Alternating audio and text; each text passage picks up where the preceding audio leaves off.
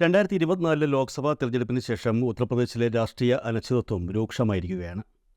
യോഗി സർക്കാരിനുള്ളിൽ പോലും പ്രതിഷേധ സ്വരങ്ങൾ ഉയർന്നു തുടങ്ങിയിട്ടുണ്ട്. മറുവശത്ത് പൊതു തെരഞ്ഞെടുപ്പിലെ മികച്ച പ്രകടനത്തിന് ശേഷം ഇന്ത്യൻ സഖ്യത്തിൻ്റെ മനോവീര്യം ഉയർന്നിരിക്കുകയുമാണ്. അതിനിടെ ഇന്ത്യ NDA സഖ്യങ്ങൾക്ക് വളരെ പ്രധാനപ്പെട്ടതായി കണക്കാക്കപ്പെടുന്ന ഒരു ഉപതെരഞ്ഞെടുപ്പ് അടുത്തു വരികയാണ്. UPയിലെ 10 നിയമസഭാ സീറ്റുകളിലേക്കും ഉപതെരഞ്ഞെടുപ്പ് നടക്കാനിരിക്കുന്നു.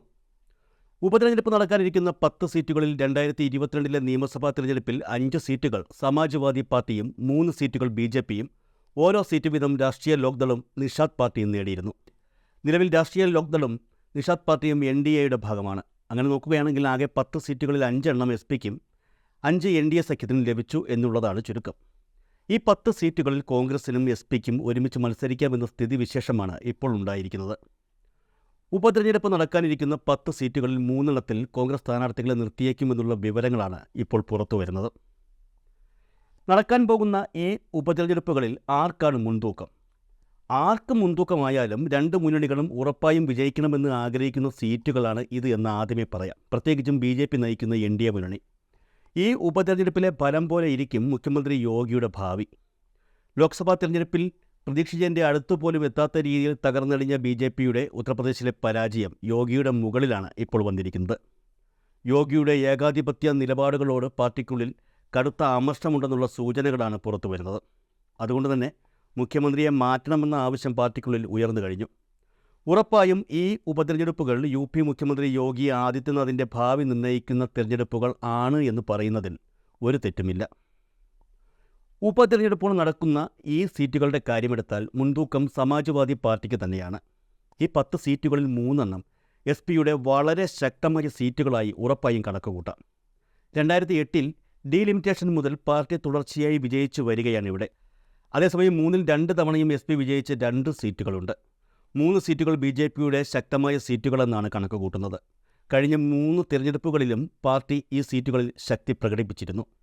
ഇതിൽ ഏതെങ്കിലും ഒരു സീറ്റ് BJPക്ക് നഷ്ടപ്പെട്ടാൽ മുഖ്യമന്ത്രി യോഗിയുടെ കാര്യത്തിലും ഉത്തർപ്രദേശിലെ BJPയുടെ കാര്യത്തിലും ഏകദേശം തീരുമാനമാകും. കാരണം ഒരിക്കലും നഷ്ടപ്പെടില്ല എന്ന് കരുതുന്ന സീറ്റുകളിൽ 3 അവ. മാത്രമല്ല ഈ 3 സീറ്റുകൾക്കൊപ്പം ബാക്കിയുള്ളവയിൽ 2 സീറ്റുകളെങ്കിലും തിരിച്ചു പിടിക്കണമെന്ന ആഗ്രഹവും BJPക്കുണ്ട്. പക്ഷേ നിലവിലെ സാഹചര്യത്തിൽ അക്കാര്യം വളരെ ബുദ്ധിമുട്ടാണെന്ന് തന്നെയാണ് രാഷ്ട്രീയ നിരീക്ഷകർ കരുതുന്നത്. ഉപതെരഞ്ഞെടുപ്പ് നടക്കാൻ പോകുന്ന 10 സീറ്റുകളും അവയിലെ ഇപ്പോഴത്തെ രാഷ്ട്രീയ സാഹചര്യങ്ങളും ഒന്ന് പരിശോധിക്കാം. 1 കടേഹാരി നിയമസഭാ മണ്ഡലം. സമാജ്വാദി പാർട്ടി നേതാവ് ലാൽജി വർമ്മ ലോക്സഭാ തെരഞ്ഞെടുപ്പിൽ അംബേദ്കർ നഗറിൽ നിന്ന് മത്സരിച്ച് വിജയിച്ചതോടെയാണ് കടേഹാരി സീറ്റിൽ ഉപതെരഞ്ഞെടുപ്പ് ആവശ്യമായി വന്നത്. 2012 SPയും 2017 BSPയുമാണ് ഈ സീറ്റ് കൈവശം വച്ചിരുന്നത്. 2022 തെരഞ്ഞെടുപ്പിൽ നിഷാദ് പാർട്ടിയെ പരാജയപ്പെടുത്തി SP ഇവിടെ നിന്ന് വിജയിക്കുകയായിരുന്നു. ഈ സീറ്റിൽ 24% വോട്ട് അധികം നേടിക്കൊണ്ടാണ് SP നിഷാദ് പാർട്ടിയെ തറപറ്റിച്ചത്. ഉത്തർപ്രദേശിൽ SPയുടെ ശക്തമായ സീറ്റുകളിൽ ഒന്നാണിത്. പൂർവാഞ്ചലിലെ ഈ സീറ്റിൽ യാദവർക്കും ദളിതർക്കും നല്ല സ്വാധീനവുമുണ്ട്. 2 കർഹൽ നിയമസഭാ മണ്ഡലം. 2022 നടന്ന നിയമസഭാ തെരഞ്ഞെടുപ്പിൽ സമാജ്വാദി പാർട്ടി അധ്യക്ഷൻ അഖിലേഷ് യാദവായിരുന്നു കർഹൽ നിയമസഭാ മണ്ഡലത്തിൽ നിന്നും വിജയിച്ചത്. ലോക്സഭാ തെരഞ്ഞെടുപ്പിൽ കനൌജിൽ നിന്ന് വിജയിച്ചതിനാൽ അഖിലേഷ് യാദവ് MLA സ്ഥാനം രാജിവെക്കുകയായിരുന്നു. SPയുടെ ഏറ്റവും ശക്തമായ സീറ്റുകളിൽ ഒന്ന് തന്നെയാണ് കർഹലും. കഴിഞ്ഞ 3 തെരഞ്ഞെടുപ്പുകളിലും പാർട്ടി ഈ സീറ്റ് നേടിയിട്ടുണ്ട്. 2022 അഖിലേഷ് 67,500 വോട്ടുകളുടെ ഭൂരിപക്ഷത്തിലാണ് ഇവിടെ വിജയിച്ചത്. ഈ മണ്ഡലത്തിൽ യാദവന്മാർക്ക് നല്ല സ്വാധീനമുണ്ട്. മെയിൻപുരി ലോക്സഭയുടെ കീഴിലുള്ള ഈ സീറ്റ് പരമ്പരാഗതമായി യാദവ കുടുംബത്തിൻ്റെ മണ്ഡലമാണ്. 3 മിൽക്കിപൂർ നിയമസഭാ മണ്ഡലം. ഇത്തവണത്തെ ലോക്സഭാ തെരഞ്ഞെടുപ്പിൽ രാജ്യം മുഴുവൻ ഉറ്റുനോക്കിയ ഒരു വിജയമായിരുന്നു അയോധ്യ ഉൾപ്പെടുന്ന ഫൈസാബാദ് ലോക്സഭാ മണ്ഡലത്തിലെ സമാജ്വാദി പാർട്ടി നേതാവ് അവധേഷ് പ്രസാദിൻ്റെ വിജയം. SP നേതാവ് അവധേഷ് പ്രസാദ് ഫൈസാബാദിൽ നിന്നുള്ള MP ആയതോടെ മിൽക്കിപൂർ സീറ്റ് ഒഴിഞ്ഞുകിടക്കുകയാണ്. 2012 SPയും 2017 BJPയും വിജയിച്ച സീറ്റാണിത്. 2022 6% വോട്ടുകളുടെ ഭൂരിപക്ഷത്തോടെയാണ് BJPയെ പരാജയപ്പെടുത്തി SP സീറ്റ് തിരിച്ചുപിടിച്ചത്. SPയുടെ ശക്തമായ ഈ സീറ്റിൽ ബ്രാഹ്മണർക്കും ദളിതർക്കും നല്ല സ്വാധീനമുണ്ട്. 4 മീരാപൂർ നിയമസഭാ മണ്ഡലം. RLDയുടെ ചന്ദൻ ചൗഹാൻ MP തിരഞ്ഞെടുക്കപ്പെട്ടതോടെ മീരാപൂർ സീറ്റ് ഒഴിഞ്ഞുകിടക്കുകയാണ്. 2012 BSPയും 2017 BJPയുമാണ് ഈ സീറ്റ് നേടിയത്. 2022 SPയുമായി സഖ്യം ചേർന്ന് RLD ഈ സീറ്റ് നേടിയിരുന്നു. ഈ സീറ്റിൽ മുസ്ലിങ്ങൾക്ക് നല്ല സ്വാധീനമുണ്ട്. എന്നാൽ നിലവിലെ സാഹചര്യത്തിൽ RLD NDA മുന്നണിയുടെ ഭാഗമാണ്. അതുകൊണ്ട് തന്നെ ഈ സീറ്റിൽ വിജയിക്കുക RLDയെയും BJPയെയും സംബന്ധിച്ച് ബുദ്ധിമുട്ടുള്ള സംഗതിയാണ്. 5. ഗസിയാബാദ് നിയമസഭാ മണ്ഡലം.